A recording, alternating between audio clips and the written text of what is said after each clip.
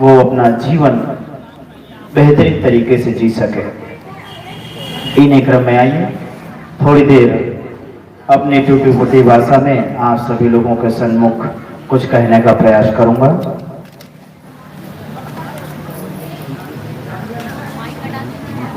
School की छुट्टी हुई 4 विद्यार्थी, वैसे तो सभी विद्यार्थी अपने घरों की ओर लौट रहे थे, लेकिन 4 पक्के मित्र थे। चारों लोग बातचीत करते हुए अपने अपने घर को लौट रहे थे। आपस में बहुत ही सुंदर बातचीत करते हुए एक कहता है, भाई मैं तो सुंदर पढ़ाई लिखाई करके अपने पिता के शरीक है बहुत बढ़िया इंजीनियर बनूंगा।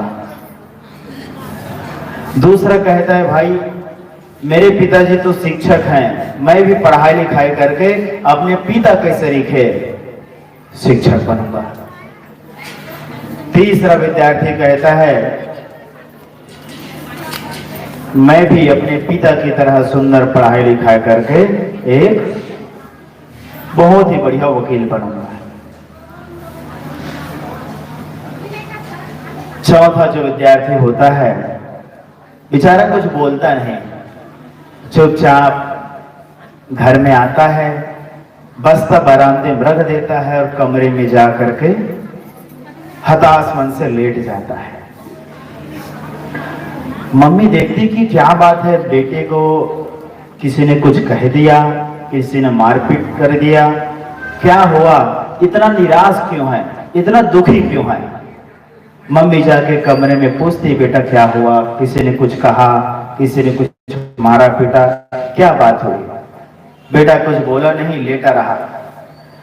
थोड़ी देर बाद उस बच्चे का पिता आया और जैसे ही घर में प्रवेश करता है, उनकी धर्म पत्नी यानी बच्चे की मम्मी वो अपने पति से कहती है कि देखो जी, बच्चा अभी स्कूल से आया है और कुछ बोलता नहीं, बहुत प्रयास की मैं कि ये कुछ मुझे बताए, लेकिन मुझे कुछ बताया नहीं। आप जरा जाके पूछिए कि वो इतना निराश क्यों है, दुखी क्यों है।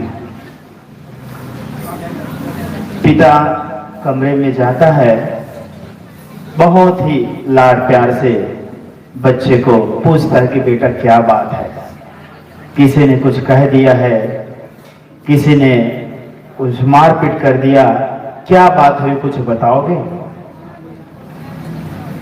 धीरे से बच्चा बिस्तर से उठकर बैठता है और जो रास्ते में अपने मित्र लोगों की बातें भी सुना हुआ था, वही बातें वो अपने पिता से बताने लगता है।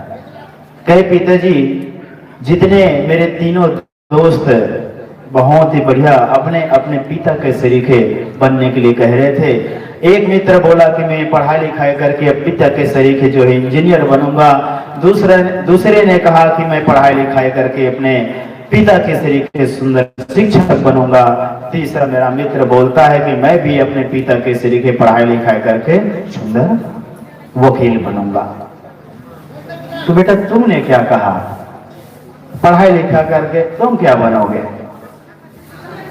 बच्चा बहुत ही सुंदर बात बोलता है कि पिताजी मैं क्या बोलता, आप तो शराब पी करके आते हैं, मम्मी को मारते हैं, मुझे मारते हैं, घर में इतना उपद्रव मचाते हैं, मैं आपसे क्या मैं सीखूं और अपने दोस्तों को मैं क्या बताऊं। यही मैं कहूंगा कि मैं भी पढ़ाई लिखाई करके अपने पिता के शरीके एक शराबी बनूंगा, क्या यही मैं कहता। ये बात सुन करके पिता को बहुत तकलीफ हुई, पीड़ा हुई। वास्तव में मैं अपने बच्चों को क्या सिखा रहा हूं, क्या अपने जीवन से मैं संदेश दे रहा हूं। पिता उनके उन्हीं दिन से संकल्प लेता है कि बेटा आज जो बातें तुमने बताई वास्तव में बहुत विचारणीय है। बेटा मैं आज से संकल्प लेता हूं कि आज से मैं किसी भी प्रकार का नशा दुर्व्यसन नहीं करूंगा, और कल जब तुम स्कूल जाना तो अपने मित्रों से कहना, दोस्तों से कहना कि भले मैं इंजीनियर ना बन पाऊं, शिक्षक ना बन पाऊं और वकील ना बन पाऊं, लेकिन पढ़ाई लिखाई करके एक बढ़िया इंसान जरूर बनूंगा। वास्तव में बंधुओं, हम अच्छे अच्छे पोस्ट में जाएं, अच्छी सर्विस करें, अच्छा बिजनेस करें, अच्छा नेता बने, अभिनेता बने, अच्छा किसान बने, जो भी बने, उससे पहले आवश्यक है एक अच्छा इंसान बनने की। और एक यदि आदमी अच्छा इंसान बन जाता है, वही अच्छा इंसान आगे चल करके अच्छा वकील बन सकता है, अच्छा शिक्षक बन सकता है, अच्छा कलेक्टर बन सकता है, अच्छा इंजीनियर बन सकता है, अच्छा नेता बन सकता है, अच्छा अभिनेता बन सकता है। आवश्यक है सर्वप्रथम एक अच्छा इंसान बनने की, और अच्छा इंसान बनने के लिए आवश्यक है ऐसे ही जहां लोगों को संस्कार मिलता है, जीवन जीने की कला सीखने के लिए मिलती है, ऐसे जगह बंधुओं हमको जाने की आवश्यकता है, और वह जगह होता है सत्संग। गोस्वामी तुलसीदास महाराज जी कहते हैं कि बिनु सत्संग विवेक न होई। आज हम सभी लोगों को साहिब जी ने बहुत ही सुंदर बातें कही कि किस तरह से हम अपने बच्चों को सुंदर संस्कार दें। सर्वप्रथम शुरुआत बंधुओं अपने से करनी चाहिए। किन्हीं विचारक से पूछा गया कि एक अच्छा बच्चे यदि हमको चाहिए, उसकी तैयारी कब से करनी चाहिए? विचारक बहुत सुंदर बात कहते हैं कि लगभग, वैसे तो बहुत पहले से, लेकिन कम से कम 25 साल पहले से इसकी शुरुआत होनी चाहिए। लोगों ने कहा बड़ा अद्भुत है, यहाँ बच्चे का जन्म ही नहीं हुआ और कहते हैं 25 साल पहले, ये कैसे संभव है? तो कहते हैं कि जो माँ बाप बच्चों को जन्म देंगे, सर्वप्रथम उन माँ बाप को सुधारने की जरूरत है, अपने संस्कार सुधारने की जरूरत है। छत्तीसगढ़ी भाषा में बहुत बढ़िया कहावत है कि जैसे जैसे दाई दादा वैसे वैसे लड़का, और जैसे जैसे घरदार वैसे वैसे लड़का। तो वास्तव में सत्य है, जैसे ईंट का सांचा होगा वैसे ही ईंट का निर्माण होगा। वास्तव में ज्यादातर 99% होता है, 1% ऐसा है कि माँ बाप बहुत अच्छे होते हैं लेकिन बच्चे बहुत बिगड़ैल निकल जाते हैं। कहीं कहीं माँ बाप बहुत बिगड़ैल होते हैं लेकिन बच्चे बहुत संस्कारवान हो जाते हैं। ये 1% होता है, लेकिन 99% ज्यादातर यही घटनाएं होती हैं कि जैसे माँ बाप होते हैं, माँ बाप जो बच्चों को संस्कार देते हैं, वैसे ही बच्चे अनुसरण करके वो भी एक संस्कारवान इंसान बनते हैं। तो आवश्यक है, जैसा हम होनहार बालक चाहते हैं, वैसे सर्वप्रथम शुरुआत उसकी बंधुओं अपने से होने चाहिए। स्वयं पहले जो माता पिता हैं स्वयं संस्कारित हो, संस्कारवान हो, सद्गुणी हो, विवेकवान हो, सद्गुणों से संपन्न हो, उनके द्वारा उत्पन्न बच्चा, आया हुआ बच्चा सोता है ही। कई उदाहरण है, अब पुराणों में ग्रंथों में जाए तो आप अभिमन्यु का उदाहरण देखते हैं कि किस तरह से गर्भ अवस्था में उन्होंने 6 द्वार तोड़ने की कला सुन करके सीखी, और बेचारा 7वां द्वार सुन नहीं पाया तोड़ने की कला, तो 7वां जाकर फंस जाता है और उनका मृत्यु हो जाता है। तो ऐसे ही साहिब जी ने अभी बताया कि गर्भ अवस्था से ही वो संस्कार देना, पहले तो माता पिता, उसके पश्चात गर्भावस्था से ही वो संस्कार पाना प्रारंभ हो जाता है। जिस जिस तरीके से माता जो परिवेश में, जो वातावरण में रहती हैं, वैसे ही बच्चे उनका अनुसरण करते, वही संस्कार लेकर के जन्म लेते हैं। उसके पश्चात संसार में आने के बाद न जाने और कितने तरीके से वो माहौल में रह करके वो सीखते हैं। तो आवश्यक है हम अपने घर को ऐसे वातावरण दें, ऐसा माहौल दें, स्वयं सजग रहें और बच्चों को भी सजग रहने के लिए संदेश दें। ऐसे बंधुओं निरंतर प्रयास करने की आवश्यकता है। समय मेरा समाप्त हुआ। अन्य महान पुरुष पावन मंच पर विराजमान हैं, उनके सुंदर संदेशों से बंधु हम सभी लाभान्वित होंगे। बोले श्री सद्गुरुदेव की जय। साहिब लगी साहिब। अभी की बात है, छोटी सी बात बता के आगे एक बढ़िया सुंदर विचार और सुनेंगे हम।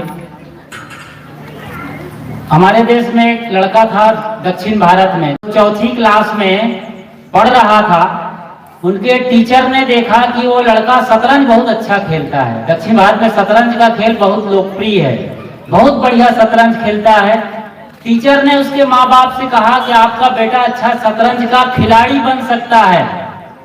तो बाप ने तैयार अपने को किया और कहा कि इसको हम 4th क्लास से निकाल लेते हैं। स्कूल की पढ़ाई बंद कर दी उसकी, स्कूली शिक्षा बहुत काम की नहीं है, बंद कर दी उसने। और फिर खुद उसको ट्रेनिंग दिया, कोच लगाया, और वही लड़का 4 साल में बाहर आ गया। मतलब कितनी उम्र का रहा होगा, 7-4 लगभग 11 साल का, 10-11 साल का था। उसने मैं घोषणा किया उसी 11 साल की उम्र में कि मैं सबसे कम उम्र में वर्ल्ड चेस चैंपियन बनूंगा, शतरंज का विश्व चैंपियन बनूंगा, सबसे कम उम्र का। और अभी पिछले हफ्ते की बात है, वो लड़का डी गुकेश, वो सिंगापुर में चीन के एक बड़े खिलाड़ी डिंग लेरियन को हराकर के वर्ल्ड चैंपियनशिप जीता। पूरी दुनिया में उसकी वाहवाही हुई। तो स्कूली शिक्षा बहुत दूर नहीं ले जाने वाली है, कोई संस्कार नहीं देने वाले, ज्ञान मिलेगा। एक बात ये नोट करिए कि जो बच्चे आपके स्कूल के बस्ते लाद के आते हैं पीठ पर, उनको जो आप पढ़ने के लिए बोलते हो घर में डंडा दिखा दिखा करके, यदि आप उनके सिलेबस में से एक कोई पाठ सरल वाला आप पढ़ लो, उसके बाद बच्चों को पढ़ाओ, उसको मदद करो, उसके पास बैठे रहो। जैसे मुर्गी अंडा देती है, अंडे पर बैठ करके सेती है, माफ करिए, सेती है, बस ऐसे ही बैठे रहना है बच्चों के पास।